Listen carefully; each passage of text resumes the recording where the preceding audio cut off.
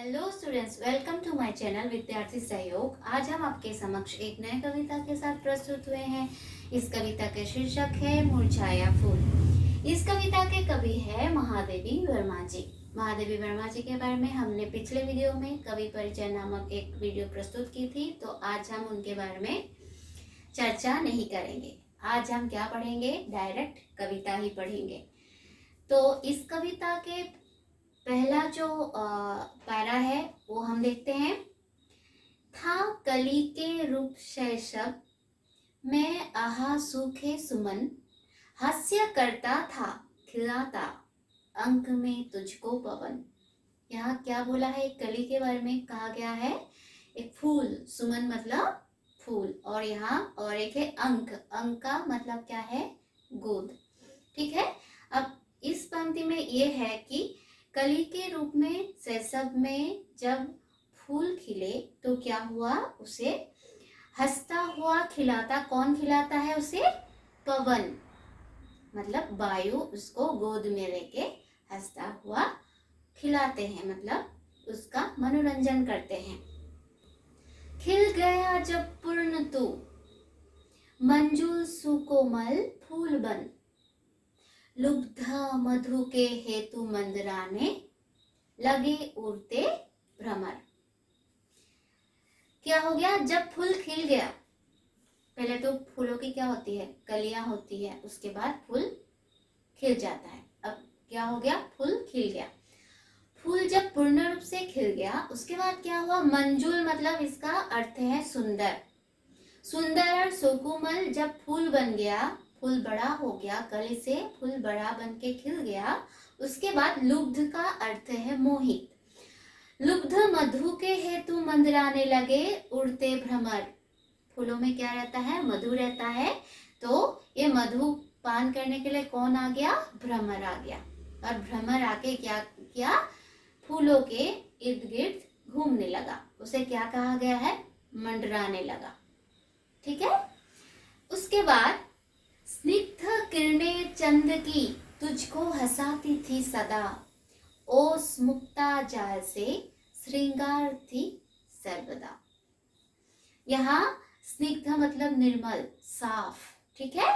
और ओस मतलब क्या है, जो बूंदे हैं सुबह, जो ओस की बूंद, मतलब ओस मतलब आप लोग मतलब जो धुंध से जो निकलता है पानी पानी, उसके क्या कहता है, ओस। और मुक्ता है, मुक्ता तो पता ही है आप लोगों को, हम हाथ में भी मैंने भी पहना हुआ है मुक्ता। तो श्रृंगार करना मतलब उसको संवारना। ठीक है। अब इसका अर्थ है स्निग्ध किरणें चंद की तुझको हंसाती थी सदा। क्या है, जो किरणों का क्या है, रोशनी साफ है। चंद्रमा की साफ रोशनी क्या करती थी, हंसाती थी। कैसे हंसाती थी, जैसे मुक्ता, मुक्ता जैसे हंसती है, सफेद बहुत सुंदर जैसे निर्मल जैसे हंसती थी। और क्या करती थी, श्रृंगार कराती थी। सर्वदा मतलब सदा। किसको कराती थी, फूलों की कली को। फूल जब पहले कली थी, उसके बाद बड़ा हो गया फूल, उसके बाद क्या हो गया, उसको नहलाती धुलाती कौन करता था, ये चंद्रमा की किरणें करते थे। उसके बाद देखिए, वायु पंखा झाल रही निद्रा विवश करती तुझे।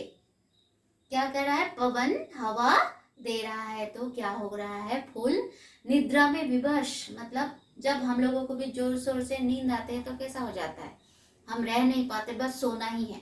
तो फूल को क्या हो गया, निद्रा आने में विवश किया गया है, मजबूर किया गया है। यत्न माली का रहा आनंद से भरता तुझे। और माली ने फूल को क्या किया, बहुत लाड़ प्यार से पाला, उसको बड़ा किया, पानी दिया और उसकी बड़ी क्या क्या देखभाल की।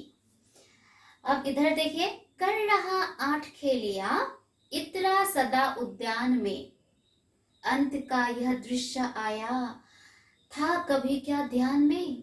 क्या हुआ, माली ने बड़े अच्छे से फूल को पाला पोसा, बड़ा किया। उसके बाद फूल क्या हो गया, चंचल चपल होके हवा में झूलने लगा और उद्यान में खिलने लगा।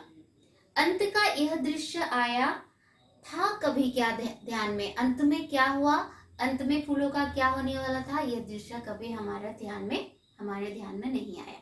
अब देखते हैं फूलों का क्या हुआ, अंत में फूल का क्या हुआ। अब देखते हैं, सो रहा अब तू धरा पर, शुष्क बिखराया हुआ, गंध कोमलता नहीं, मुख मंजू मुरझाया हुआ। फूलों का क्या असर हुआ कि वो धरा मतलब पृथ्वी पर गिरा हुआ है, नीचे गिरा हुआ है और सूख गया है, बिखर गया है। फूल का एक एक पहिया क्या हो गया, टूट के बिखरा पड़ा है नीचे।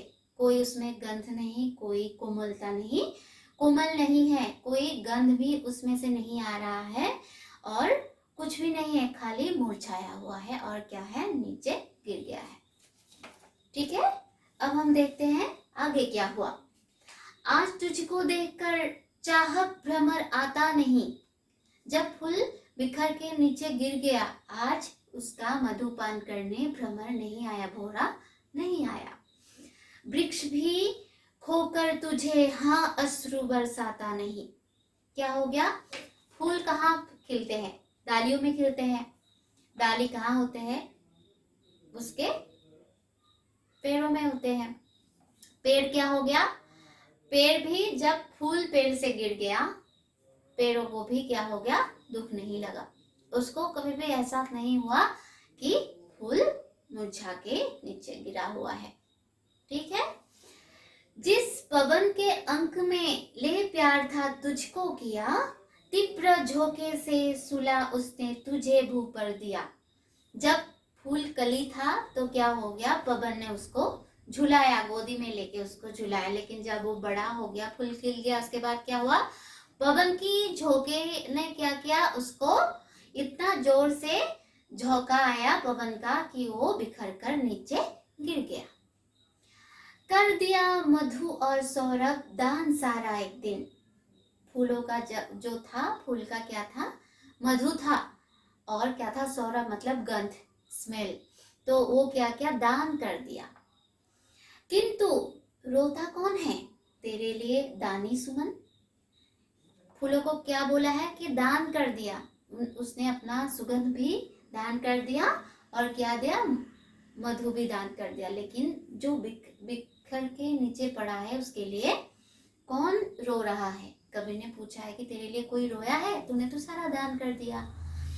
इसके बाद हम देखते हैं, मत व्यथित हो पुष्प, किसको सुख दिया संसार ने।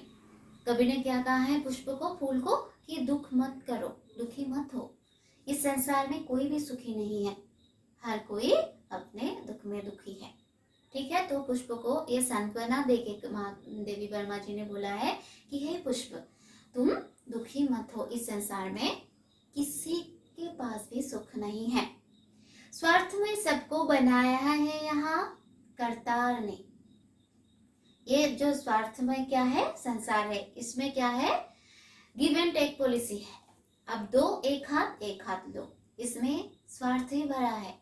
आपके साथ जिसका स्वार्थ जुड़ा है वो आपसे जुड़ा रहेगा, जब स्वार्थ खत्म तो वो आपसे फिर दूर हो जाएगा। तो विश्व में है पुष्प तू, सबके हृदय भाता रहा। ये पूरे विश्व में क्या, पुष्प ने सबका दिल खुश कर दिया। ठीक है, सब फूलों से प्यार करते हैं, सब फूलों से प्यार करते हैं। तो बोला है कि सब पूरे विश्व में सबको क्या क्या, तूने अपना हृदय से सबको सुखी किया।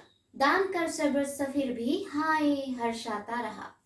सब कुछ दान कर दिया, सब कुछ, गंध मधु सब दान करके अभी बिखर के कहाँ है, जमीन पे गिरा हुआ है, लेकिन फिर भी मतलब क्या है, हर्षित है।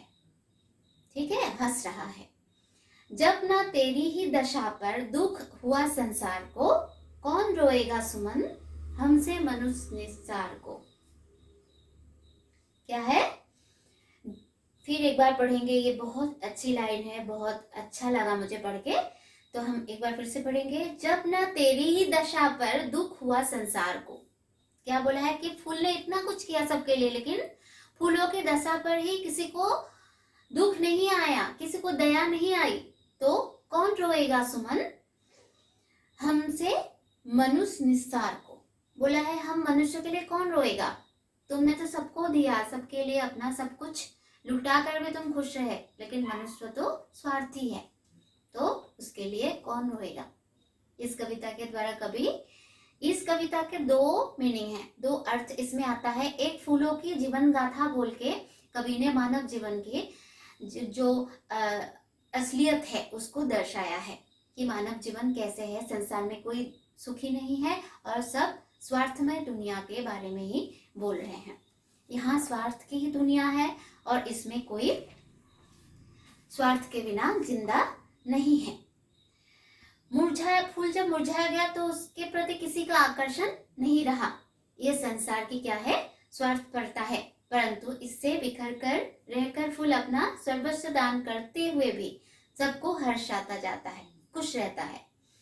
यहाँ कवयित्री ने क्या किया है, यहाँ कवयित्री ने महादेवी वर्मा जी ने प्रकारांतर से मानव जीवन की बात करते हुए महत्वपूर्ण संदेश दिया है। तो स्टूडेंट्स, आशा रखते हैं आपको मेरे पढ़ाई हुए कविता पढ़ के बहुत मजा आया होगा। मुझे भी बहुत मजा आया आप लोगों के साथ ये कविता पढ़ के। तो आप लोगों को अगर अच्छा लगा हो, सही लगा हो तो प्लीज़ शेयर कीजिए, कमेंट कीजिए, और क्या करना है, जो राइट साइड में है वो सब्सक्राइब बटन दबा दीजिए, बेल आइकन दबा दीजिए, ताकि सारी नोटिफिकेशन आपको मिलते रहे। तो हम फिर मिलेंगे फिर अगले वीडियो में। Okay bye.